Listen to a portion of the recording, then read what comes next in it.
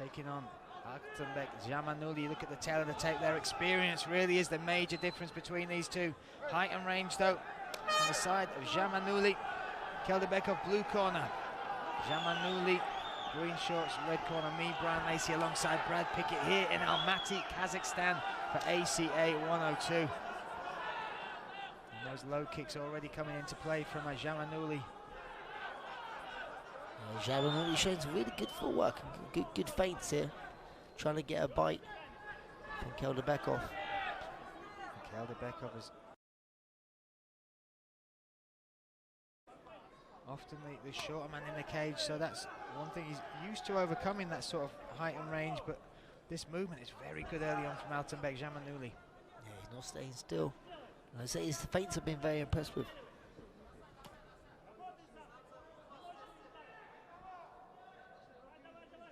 One thing that's also not happened, that sometimes happens in a Kanat Keldebekov fight, is you can get intimidated before you even get in the cage. You saw at the weigh-ins, he's a larger-than-life personality. He's a very intimidating demeanour and figure. But none of that seems to have been bought or bitten on by Altenbeck Jamanuli. No, he's looking good. Looks very relaxed on his feet.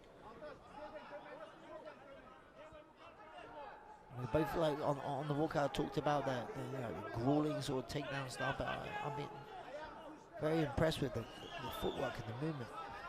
You can see in his eyes as well how switched on he is. There's almost a look you can tell when you're this close to the cage. You can really see a fighter that's dialed in, and at the minute, his speed, his timing, his range is very impressive this early on. I guess that's sometimes testament to the opponent that you're facing. He knows he's got a tough task here in Keldebekov. You know, Keldebekov now getting a bit of full pressure himself here.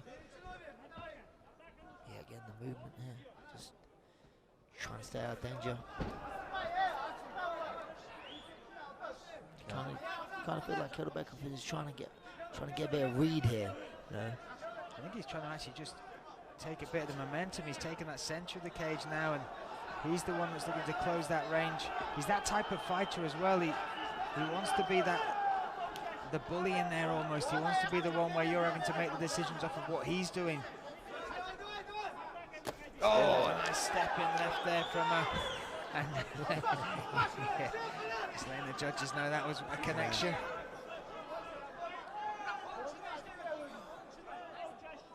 Yeah, he's done a good job there. It's like, because the range he's finding a little bit difficult. Ah, beautiful level change. Good hips though, really good hips. Oh, and look at that takedown. Look at the way he finished that, Brad. Yeah, well, to be honest, that wasn't really technique. That was more of just muscle and throwing him down. Against the cage. Keldebekov negating that reach and that height advantage by trying to get it to the mat, put Altenbeck on his back. Yeah, we saw this with Keldebekov in his last fight. You know, gets him down, traps the legs here against the cage, and just doing the right thing here, trying to get higher ground here.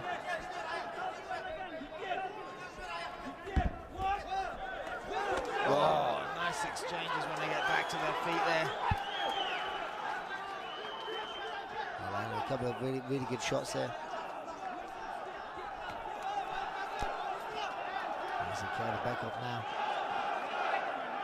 Seems to be definitely a lot more switched on. It seems to have just changed the way this fight is happening, as in he's closed that space off. You saw the footwork earlier of Altenbeck, and he was using that to make space, come in and out.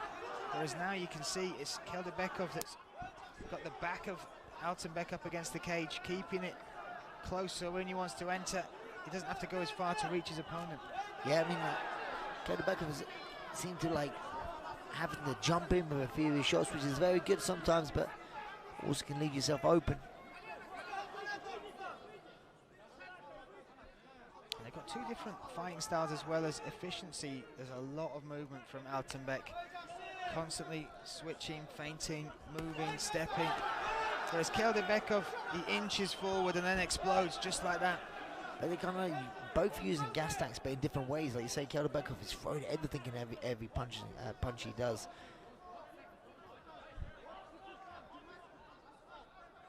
Oh, a knee up the middle there almost connects from Altenbeck.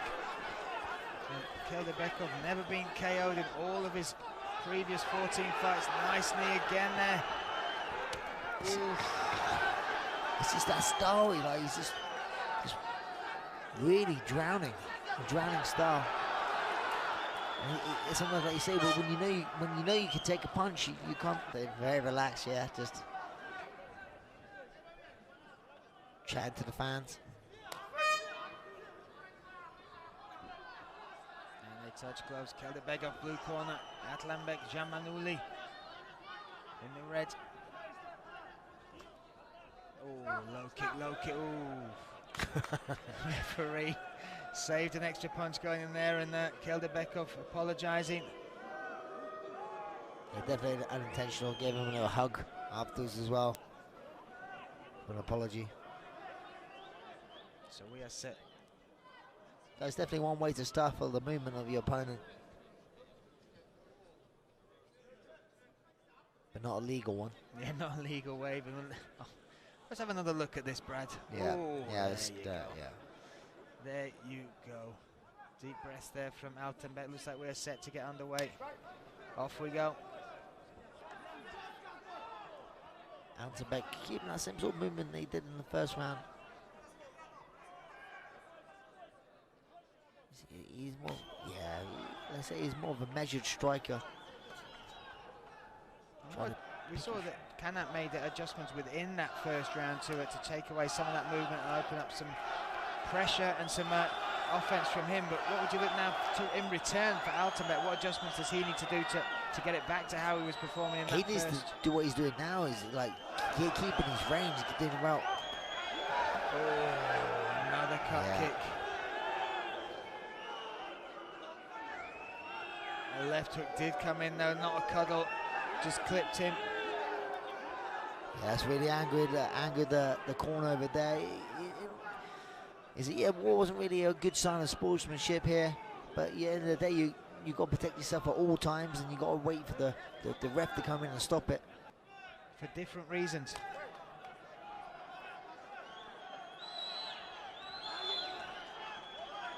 And now we start again. Jamanuli moving forward once more.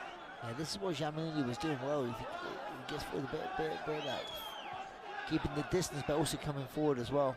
Keeping the end of the punch. I think Keldebekov does a lot better when he's coming forward and being the pressure when he has his opponent up against the cage.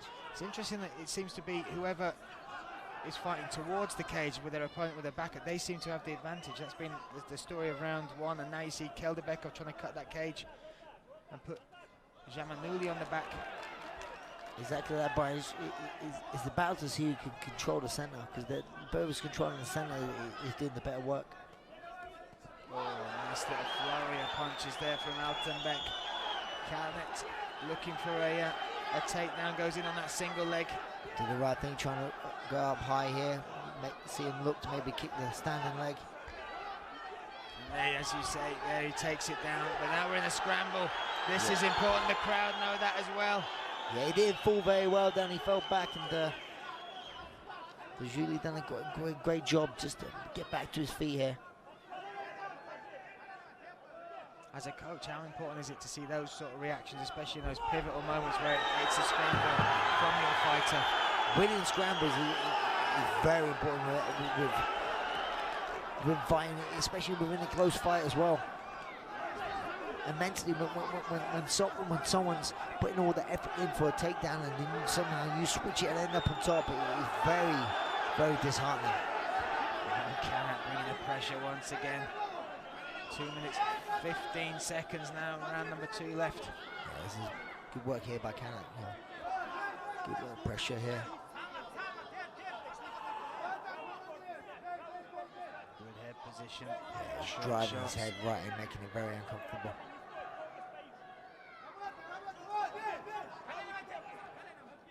He's really doing the right thing with his left leg, trying to create a bit of space on the thigh. Okay, the back off, but he's trying to get his bum out or turn, get a little bit high and turn out and turn and face him, or pummel in and get you right underhook. So which is the one you go for first, though? We talk about head position being so important, and with Kanat Keldebekov He must have the most uncomfy head in MMA. Yeah, pressing against. He's doing the right thing now. Against, sometimes you have to feel your opponent to see which way the body's leaning, to do which one you choose to get out, which way you try to get out.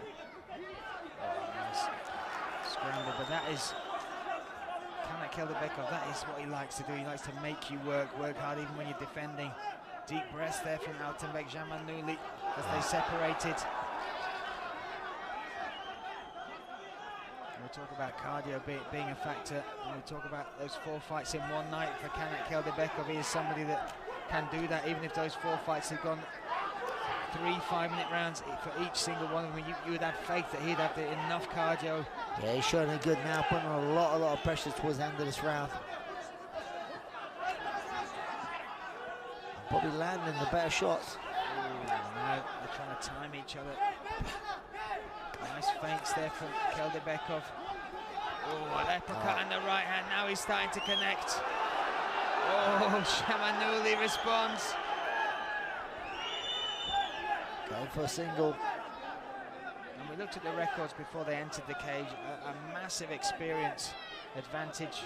And I call it an advantage because you've talked about it before. It's not a tangible factor, the one that you can actually tout as one that you're using in the cage, but it's something that you learn and just becomes within you. All those times you've walked, all the different bodies you've felt, the positions you've been in, and maybe that is a little factor in this fight now as well. Indeed, Brian, is also a roar from the corner there of Altanbek Jamanuli.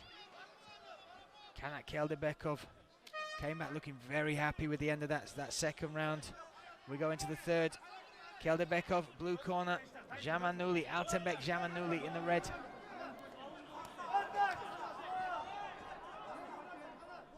very impressed with the level of these two fighters as well. Certainly skills-wise, they've put a lot on show for us.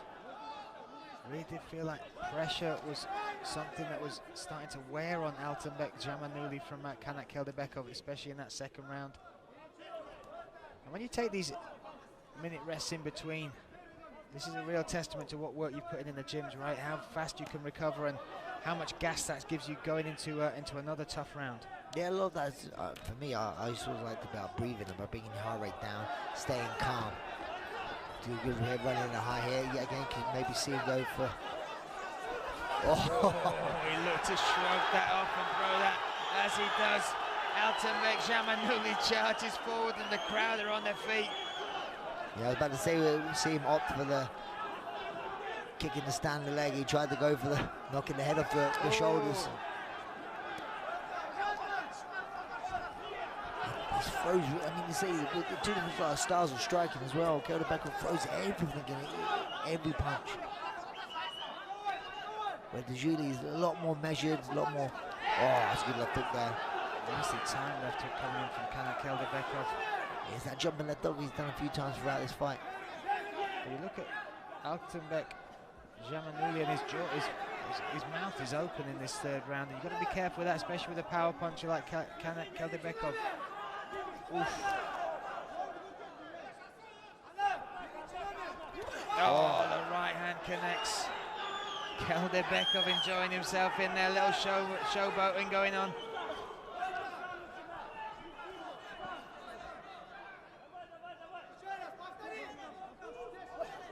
Yeah, Keldebekov just looking the fresh of the two, I think.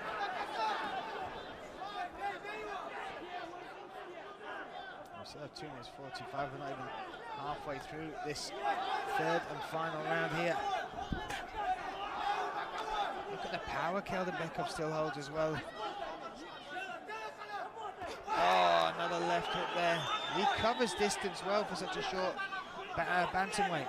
Yeah, going by his nickname, obviously he's watched Tyson a lot. Tyson, one of Tyson's devastating punches was his jumping left hook and overhand rights. I'd like to see him combine them too, Keldebekov.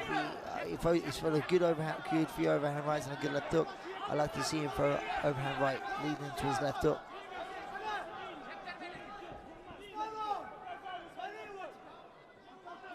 Some marks definitely showing on the face with left hook repeatedly landing on that side. And there, Kanat again. Plays a psychological game as well in there. Yeah, they're chatting to each other right now, Brian. Altenbeck trying to push forward, but there just seems to be less power in his shots, less conviction. And again, a short left. First time this fight's really been contended in the centre of the cage. They've worked each other, pushing each other up against. I'm trying to close that distance with them circling around the cage, but now in this third and final round, 1 minute 15 seconds left, they are standing toe to toe. They chant each other again. Oh, that's one of the best shots they've thrown. I won't be shaking hands, I'll be trying to land more of them. You see Kelderbekov now. Landed that left hook a few times now. Now he's doing it quite a bit. He's getting a bit what you call kind of like predictable. And the crowd now trying to get behind Altenbeck. The crowd is starting to raise this roof and raise the spirits of the Kazakhstan fighter. Coming into the final 30 seconds, Brian. Does Kelderbekov feel like he's done enough to start running around? So confident, but now that 30 seconds is ticking away to 20. And Altenbeck, Jamanouli, the crowd behind him, unable to get anything clean off against Kanat Kelderbekov in his final seconds. And now he moves forward.